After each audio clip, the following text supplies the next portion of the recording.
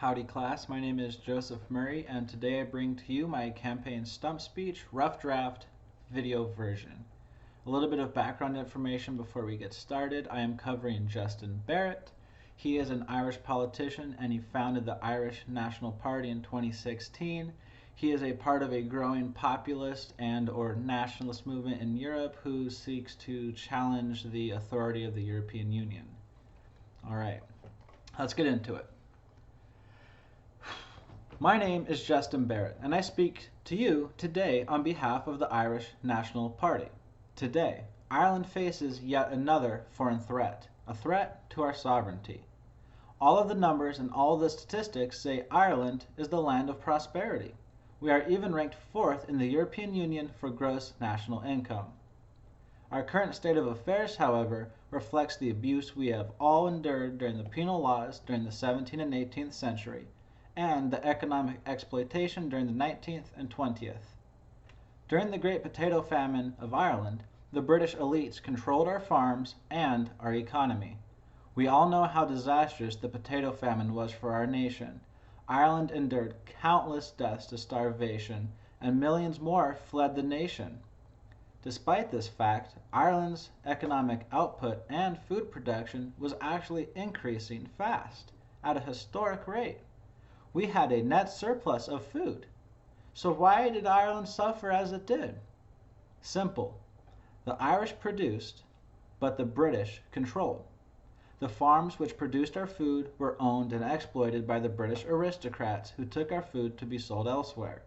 We had no stake in our own nation, and as such, the Irish shared no benefits in the fruits of their own labor.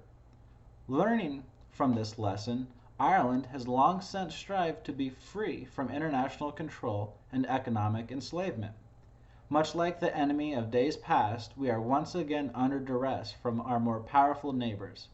The onslaught waged today against our people comes from the immensely pro-globalist elements throughout the European Union, whose goal is the destruction of all nations and to remove our identities. They aim to take away what makes us unique and special as Irishmen, in the hopes of weakening our national bonds. By taking away a common goal worth fighting for, this makes Ireland easier to be subverted and controlled. Today, we are exploited by the unelected globalist elites leading the European Union. The fruits of our labor are no longer our own. We are tied to a system which is ripe with debt that is encouraging unsustainable migratory growth. The European Union takes in these debts even though they know they will never be able to pay back the interest on these debts. If Europe does not change course, the European Union will be bankrupt. The banks will burn and the Union will fall. But smaller nations like our own, smaller nations like Ireland, we will be left to rot. We will foot the bill of their mistakes. Despite our economic strength within the European Union, we, the Irish, find ourselves once again enslaved by the European mainland. We find ourselves in a precarious situation where Ireland no longer works for the Irish. No, Ireland suffers at the hand of the ill-guided banking faux pas from the globalist elites. We are treated as a minority in our own land. The Irish no longer have a say in what Ireland does. The Germans, the French, and the Italians hold a majority vote over every other member of the European Union. And as such, we are forced to follow their orders rather than our own. Ireland is not Germany. Ireland is not France. And no, Ireland is not Italy. Our economies are not the same, our cultures are not the same, and our values are not the same. I think it is fair to say that the Irish have more of a right to decide what we Irishmen can do with our nation. Yet we have none. We are forced to bend to the whims of foreign powers who do not act like us and who do not think like us. The European Union forces wave upon wave of migrants upon our land, migrants whom we did not ask for, yet we are forced to provide for. We are forced to feed them, employ them, and house them in our hotels on the Irish taxpayers' dime. As I speak to you today, we have at least 13,000 Irishmen homeless on the streets without work and without a home. And that number is only the people we've been able to count. There's too many to count. I think our fellow countrymen have more of a right to be fed and housed than the migrants who are forced upon us. The aristocratic elites in the European Union decide for us that we must meet their migrant quotas. They claim they must do this because we have a familial rate that is below replacement levels. Well, study after study finds that the reason that our families, our young couples, do not have children is because they cannot financially support them. This is quite ironic because when there's a surplus of labor, its value decreases. Increasing migration decreases wage rates. The phony crony capitalists in the European Union force these migrants upon our country to solve, and they're claiming that they want to solve the problems that are quite literally created by their proposed solutions. Ireland is a family grown large. We have a shared background with common interests. We must look out for our own families first.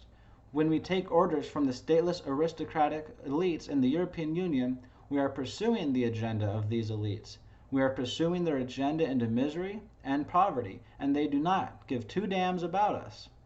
Here in the National Party, we stand for a free Ireland, an Ireland that works for the Irish, not on the whims of foreign entanglements. Our party stands for strengthening our own people before opening our doors to foreigners. Our duty as Irish statesmen is to our people, Irish citizens, not some people from a foreign land. We're here for the Irish, not for strangers. I will not stand idly by while our politicians put the well-being of strangers before our own nation. The National Party fights for economic freedom and the right to seek our own markets. The United States is a great untapped market wherein we can engage with trade and commerce. The European Union does not allow this.